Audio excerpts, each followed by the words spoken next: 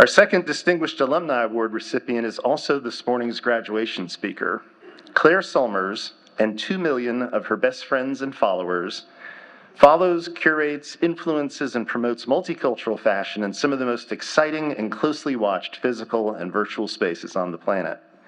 Fashion Bomb Daily is Claire's creation and her launching pad, a platform born of persistence, hard work, resilience, and of course, a keen eye for both what is current today and what will be the hottest trend tomorrow.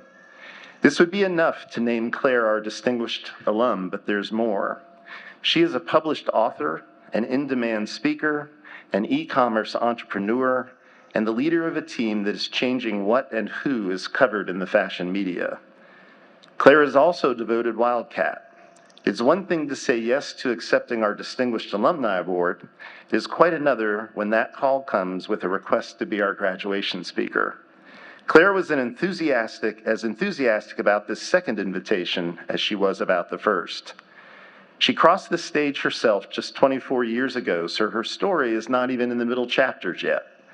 And so today we get to hear from someone who is both accomplished and still has more to say, more to do, and more reasons for each of us to join 2 million other Claire fans to see what happens next. Claire, congratulations, and thank you for agreeing to be part of this special ceremony today. Our Distinguished Alum Award recipient and graduation speaker is Claire Sulmers.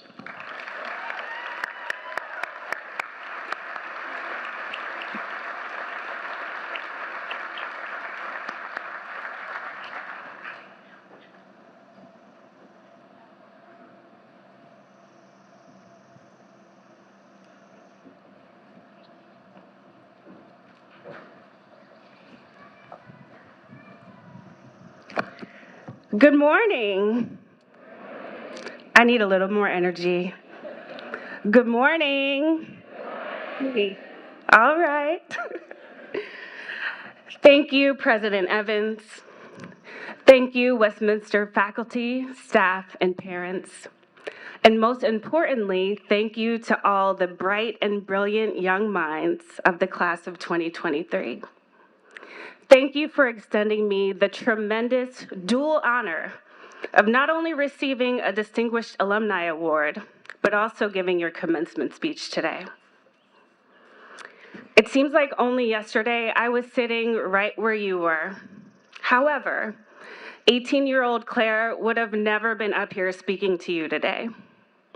The thought of it would have given me a panic attack. Growing up, I was painfully shy. And when I was a student here, I very rarely spoke up in class. You remember those notes that teachers leave in your report cards? Mine always said the same thing. Claire is a quiet leader, and she needs to speak up more.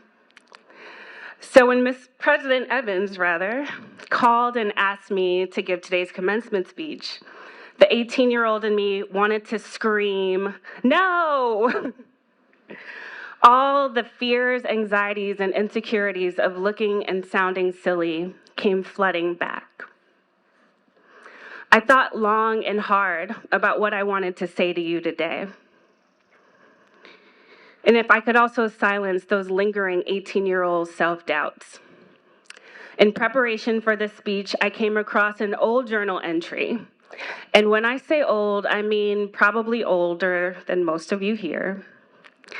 And in it I said, "School's going well, but teachers are really pushing me to speak up more. I'm doing it with a little apprehension, but I'm doing it. With a little apprehension, but I'm doing it." I wrote that in September 1998, about a year before I would graduate from Westminster. And like you, I probably had no idea what I wanted to do as a career after I graduated. But when I think about teenage Claire and the Claire you see standing before you today, the through line that connects all my wins and my losses, which I secretly count as wins, is that I always answered the call. You must answer the call on your life. I deeply believe that God gives us all unique gifts and talents, along with a unique assignment that we're set to fulfill during our time on this earth. And our only duty is to answer the call and also give our all to that assignment, whatever it may be. Now, when you have many gifts and talents, this might feel daunting. You might say, well, which one do I pursue? Which one will make me the happiest or the most money? And those are all great questions, but a better one is, what is your light? What is that secret sauce? That one thing that you're good at that no one else can do, or no one else can quite do it like you? What feels right? That is your calling. And if you need some inspiration, hopefully my story can help with that. So I am proud to say that I am the founder and CEO of one of the most powerful fashion companies in the world. Thank you. Okay. Not too shabby if I do say so myself. Fashion Bomb Daily is where you go for red carpet reviews, to see what your favorite celebrities are wearing, fashion news, and so much more. With over 2.1 million Instagram followers that include Cardi B, Kim Kardashian, and SZA, we've solidified ourselves as a foremost thought leader on all things fashion, style, and e-commerce. So how did I get here? Let me paint a little picture for you. So it obviously all started here at Westminster. And we all know that sports are a big deal here in the South. And what's at the top of that list? Football, yes. Football and cheerleading. And it was always my dream to be a Westminster football cheerleader. I tried out my freshman year and I did not make the cut. I was devastated. So that summer, I practiced every day. I drove my mother crazy doing herkies and burpees and toe touches, shaking her house. Imagine the training montage from Creed. That was me. I was so serious. I tried out again my sophomore year and I made the cut, but for JV basketball. And I was not satisfied. Back in the 90s, basketball wasn't seen to be as prestigious as football, and I only wanted the best. I tried out again junior year, and I made varsity basketball. By this time, my mother intervened. She wanted to help me manage my emotions so I wouldn't be heartbroken. She told me, you know, there are lots of talented girls who don't make the cut. But I wasn't trying to hear all that. I wanted to make varsity football no matter what. And guess what? Come senior year, I did it. I accomplished my goal. And it was at that moment I understood that sometimes rejection is simply God's redirection. God heard my prayers, He saw what I wanted, and He didn't say no. Instead, He showed me a different path to get there. But the most important part of the story is I answered the call. And that is the secret to everything. It's how I got from 18-year-old me to the woman you see today. The new path may feel like defeat. It may not be what you originally wanted, and it can be frustrating. But as long as you trust in yourself and in that light within you, and you trust in God's calling on your life enough to answer the call, you'll not only reach your goals, but you'll surpass them. So remember that journal entry I told you about? Writing is one of my oldest and truest gifts. Remember, I was shy to a fault, so reading and writing were my jam, okay? I love to read magazines or write in my journal. Those were my creative outlets. I also think that's why French was so appealing to me, because I love the idea of expressing myself in a foreign language. French was one of my favorite classes here at Westminster, and it was one of my majors when I went on to Harvard. So yes, college. I was excited to go, but I was equally terrified. I remember sobbing on my parents the day that they dropped me off at school. I didn't know what I wanted to do. I didn't know what was next for me. I had this weird idea I wanted to be an international businesswoman, whatever that means. So I did what I had to do, right? I enrolled in economics courses, even though math and numbers have never been my strong suit. Very quickly, I was floundering, and I would have certainly failed if I had stayed in those courses. Thankfully, my brother Andre, who went to Westminster and later on to Harvard, was there to pull me to the side. And he said, when you graduate, no one's going to pay attention to the courses you took, so major in what you love. Granted, this advice was for a different time. You guys are entering a completely different world than the one that I entered when I graduated. The internet wasn't even really a thing. It was just starting, but it's not like how it is today. Whether you pursue higher education or not, whether you choose a traditional career or you create your own, the point remains the same. Will you be able to find your light, your secret sauce? And will you be unswayed by the many redirections you encounter along the way? I dropped economics like a hot potato and quickly enrolled in African American studies and Romance languages and literatures, specifically French.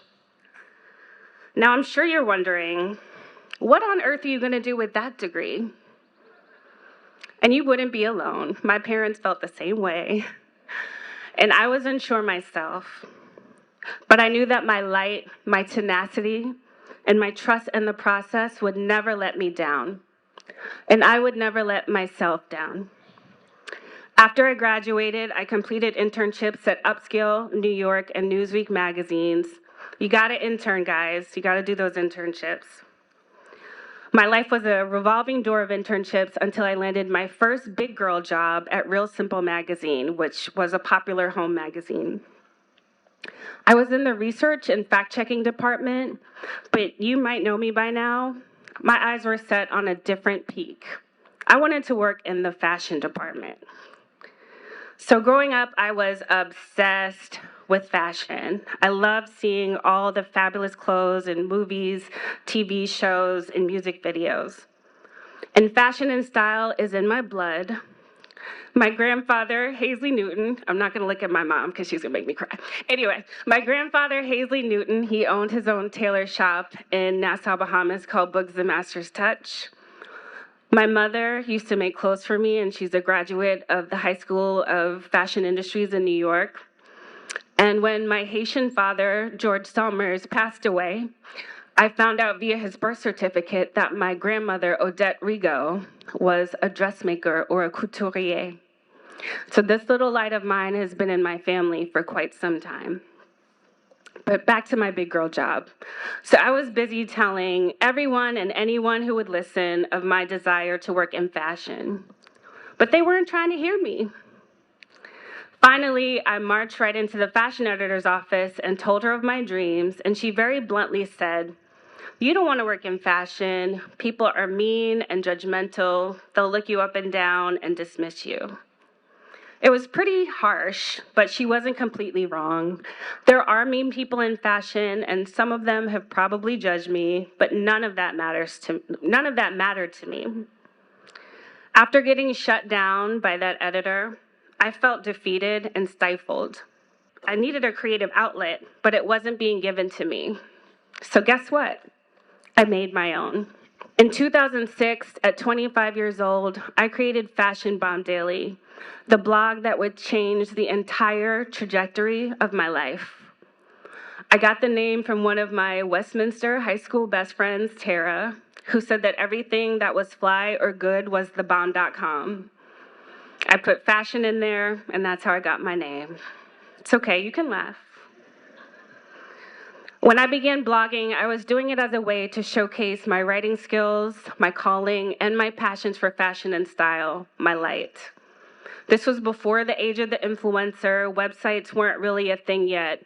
This was even before TikTok and Instagram. Can you imagine? There was no template for what I was doing and no one I could look to for advice or a blueprint on how to succeed. I was also doing this in hopes to get noticed by the big names like Vogue, Elle, Harper's Bazaar. But when I would send in my cover letter and resume, I would get rejection after rejection after rejection. I felt defeated, and it was probably the lowest point in my life. I couldn't understand why my amazing education hadn't opened every single door I knocked on. I thought, I got the fancy degree, I went to the fancy school, it should be smooth sailing now. I had to learn that the work never stops. The discipline to learn and fine-tune your craft is what will separate you from the herd. Your light may be something innate to you, something passed down, or something you're wildly good at. But don't ever get complacent with your talents. Don't ever take a backseat in your life.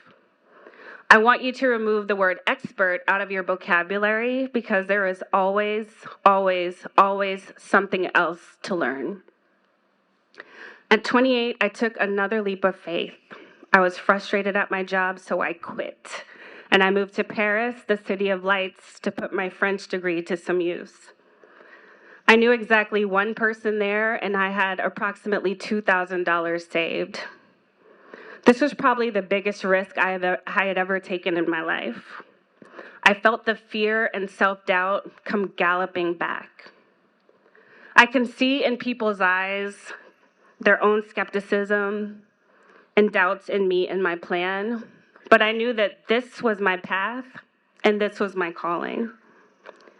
So as I'm in Paris, I'm blogging every day because we call it Fashion Bomb Daily, not Fashion Bomb whenever you feel like it. And I took it very seriously, like a job. The time difference between Paris and the United States meant that I could work a gig during the day to pay my bills and blog in the evenings. I spent the weekends batching and scheduling content, and I was hustling around the clock. I eventually landed an internship, yes, another one, at Paris Vogue, where I was able to truly flex my French skills.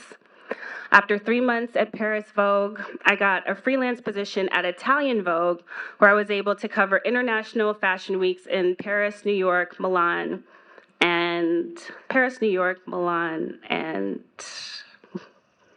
London, sorry. All the while, I was still maintaining my blog, and by then, blogging was really starting to blow up, pun intended, as a lucrative career.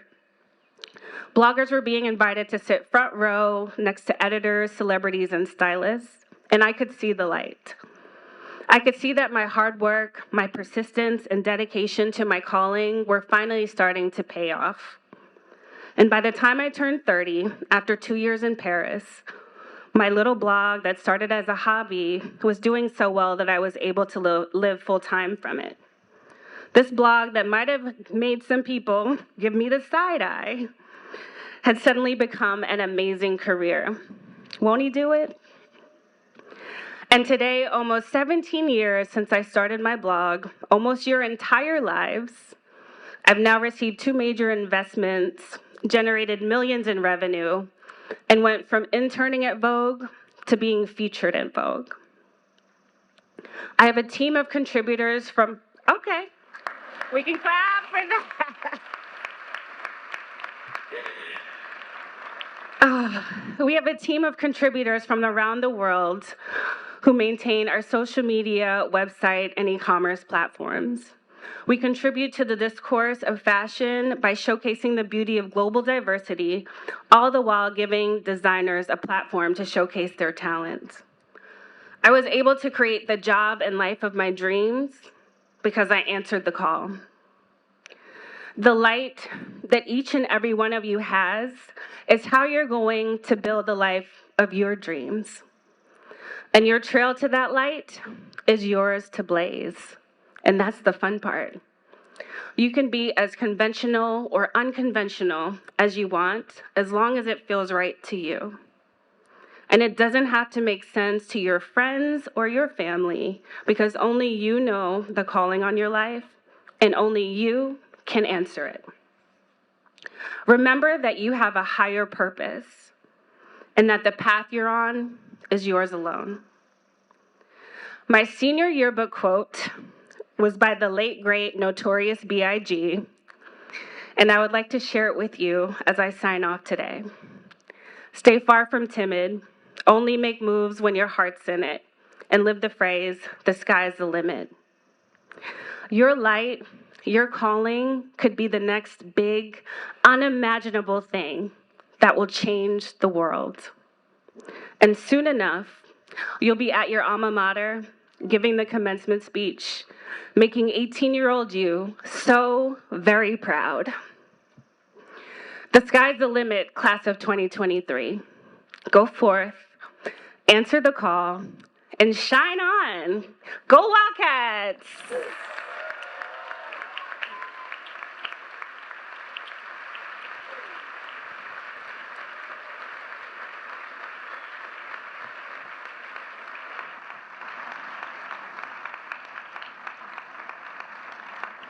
Thank you, Claire. That's a great story of determination, resilience, and passion that we will all take with us. We appreciate you sharing that story with us today and are fortunate to call you a fellow Wildcat.